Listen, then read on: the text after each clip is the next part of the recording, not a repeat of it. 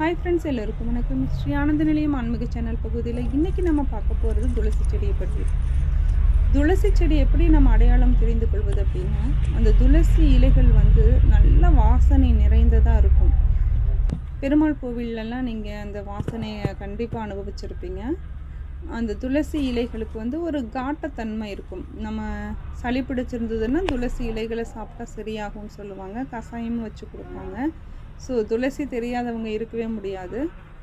துளசியினுடைய அந்த பூக்கள் எப்படி இருக்கும்னா, அதனுடைய மேற்பகுதியில் வந்து ஒரு காம்பு மாதிரி வந்து அதில் வந்து இந்த பார்த்துட்ருக்கீங்க இல்லையா, அது மாதிரி பூக்கள் வந்து அந்த பூக்கள்லேருந்து விதைகள் வந்து நிறைய கிடைக்கும். அது காஞ்சதுக்கப்புறம் பார்த்திங்கன்னா விதைகள் நமக்கு கிடைக்கும். அந்த விதைகளில் வந்து நம்ம எடுத்து திரும்பவும் நம்ம மண்ணில் போட்டிங்க அப்படின்னா புது செடி நமக்கு கிடைச்சிடும். இது மாதிரி நம்ம செடிகள் நிறைய உருவாக்கிக்கலாம். துளசி வீட்டில் இருந்தால் ரொம்ப நல்லது. மகாலட்சுமி மாதாவுக்கு உகந்த செடி, அதாவது அதில் வாசம் செய்கிறாங்க. அதனால் வீட்டில் துளசி கண்டிப்பாக இருக்கணும்.